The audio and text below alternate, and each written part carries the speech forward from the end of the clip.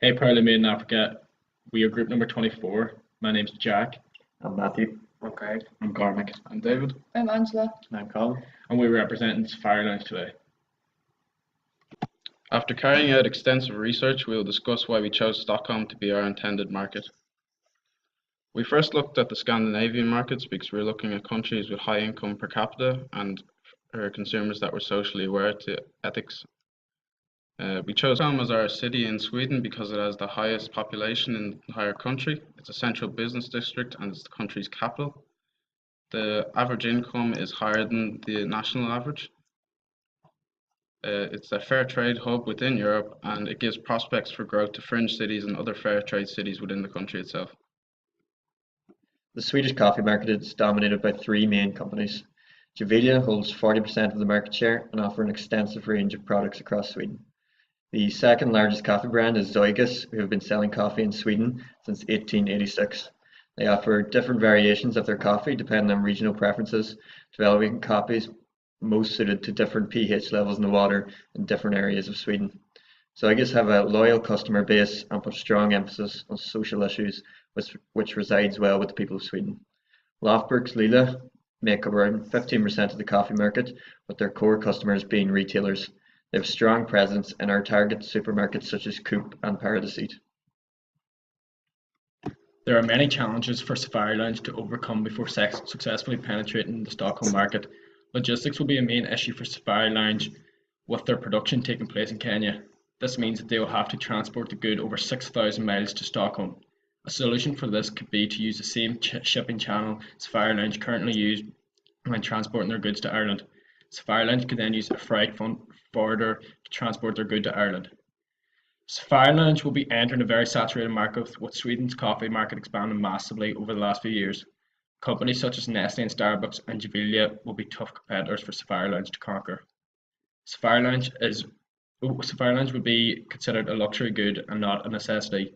During times of recession and financial uncertainty, luxury goods such as Fire Lounge revenue could fall massively. These issues are a massive concern for us, but we believe that Fire Lounge can navigate past this. Here is our proposed timeline for entering into the Stockholm market. We hope to have the website design and e-commerce completed by September 2019. We then hope to follow on by that, entering the Stockholm market via supermarkets and the Hilton hotel chain in November 2019. We would then want to follow on by introducing subscription boxes, starting with seasonal and Christmas boxes. We then finally want to form alliances with brand ambassadors to associate our coffee brand with Fika culture. The development of a strong online presence will be key for Fire Lounge in their ability to grow and become a player in the Stockholm coffee market. Their goal is to grow their social media campaign to match their competitors and build a high quality website for September 2019. On social media, Fire Lounge should be able to do a much better job at being active and making use of the cheap platform that is available to them. Giveaways and competitions would be an ideal way to do this with proven results. Their following should increase massively with a greater online presence. As previously discussed, we hope to enter the Stockholm market by November 2019. We hope to enter this market via high-end supermarkets such as Co-op, ICA, and the Good Store and the Hilton hotel chain. We feel Fire Lounge's USP would be a perfect fit, making these supermarkets an ideal environment for Fire Lounge to sell their coffee. Fire Lounge can also build upon their current relationship with the Hilton hotel chain, which was established recently with the Hilton Hotel in Nairobi, where Fire Lounge visited and provided coffee to. We feel that this relationship could be used as a viable entry by partnering with the Hilton Hotel in Stockholm. The product within the Stockholm market is through the use of subscription boxes. These are creative, unique, and individualized for Fire Lounge only. And they would help customers who can't get to high-end supermarkets to reach their products. Fire Lounge could produce different types of seasonal subscription boxes, and as you can see from the lovely photos in this here slide, we already have the Easter packaging and also the Christmas packaging. As well as that, Fire Lounge could also put into these subscription boxes their other products, such as the 250 grams of blended coffee beans and also their espresso tablets. We could also work with the logistics to ensure that each customer that would like a subscription box will get it in the most convenient way to their doorstep. Another way that Safari Lounge could also promote their product is through the use of online ambassadors or influencers. Safari Lounge should try and associate their brand with the fika phenomenon that has hit the Swedish culture lately. Fika is a concept, it's a state of mind, an attitude and an important part of the Swedish culture. It means taking time out to enjoy coffee and also a bite to eat with your friends. Many Swedes consider it an essential part of their day during the workday. Try and use brand ambassadors and influencers to also try and promote and interlink into this fika culture. Influencers have a strong influence on the attitudes and behaviours of other customers. One of Safari Lounge's main competitors, Nestle Nespresso, used George Clooney as their brand ambassador. Now, although Safari Lounge doesn't have the budget as Nestle, they could also use this potential influencer that we have found within the Stockholm market. One of the most famous influencers within Stockholm with 1.2 million followers is called Christopher Coffin, and he has said in his own Instagram page that he enjoys coffee and exploring safaris, which is perfect for our brand image. We believe the high-end independent supermarkets and grocers will be a suitable entry market for the Stockholm market. The majority of stores that we have chosen are independent, ethical, and place a huge emphasis on their goods being organic and fair trade. I will discuss three of these potential supermarkets below. The first supermarket that we've chosen is Paradist. It is the largest supermarket in the Stockholm area that we've chosen. It is similar to a Whole Foods supermarket that is in the US. They're the biggest brand that we've chosen. They have 3 stores in Stockholm. They place a big influence on sustainability and organic produce.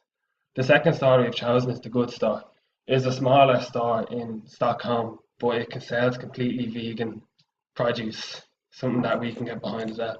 They also have a cafe in their store, which means that potential customers have the option to try before they buy with Safari Lounge. The third store that we've chosen is the smallest of the stores we've considered because it has a small community base behind it and is an independent retailer like Safari Lounge. We'll be selling Safari Lounge coffee through in supermarkets, as Jack stated. They will act as our indirect channels for reaching wealthy consumers conscious of social issues. Our packaging will clearly illustrate our USP as a fair trade brand with ethical business processes. Before entering the market, we would aim to obtain 3 highly recognized fair trade labels for our packaging: CRAV, the Fair Trade Organization, and the Rainforest Alliance. We wouldn't plan to change any other aspects of the aesthetics of the packaging, as we think the design will allow Safari Lounge to stand out on shelves and act as a representation of our USP to the end user. The only alteration that we'd make would possibly be to the volumes of coffee being sold. As Swedish culture dictates, there's a high per capita consumption of coffee, so we may develop a 500-gram version of our product. With higher prices than the average coffee all Safari Lounge products, we'll have specialized distribution through high-end supermarkets or retailers, ethically conscious business, and high-end hotels.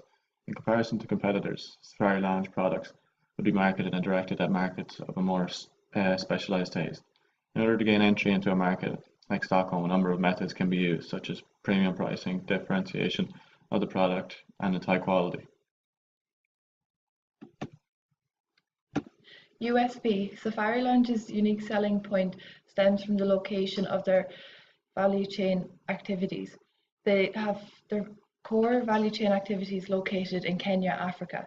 This allows the brand to bring themselves a step further than fair trade, as it keeps jobs and profit within the local community. This also allows for higher value coffee products to be delivered to the end consumer. These 2 aspects may be delivered to the target market through a slogan, "Coffee, the fair way." This gives Safari Lounge coffee an edge over their competitors in the saturated coffee market. We are hoping to grow the Safari Lounge brand in Stockholm and in other major cities throughout Sweden, expanding their relationship in high-end supermarkets and with the Hilton hotel chain. We aim to educate the Swedish people on all the good proudly made in Africa and Safari Lounge do in the production of this organic coffee, making Safari Lounge synonymous with fair trade coffee. Thank you for listening to our presentation for Safari Lounge entering into the Stockholm market.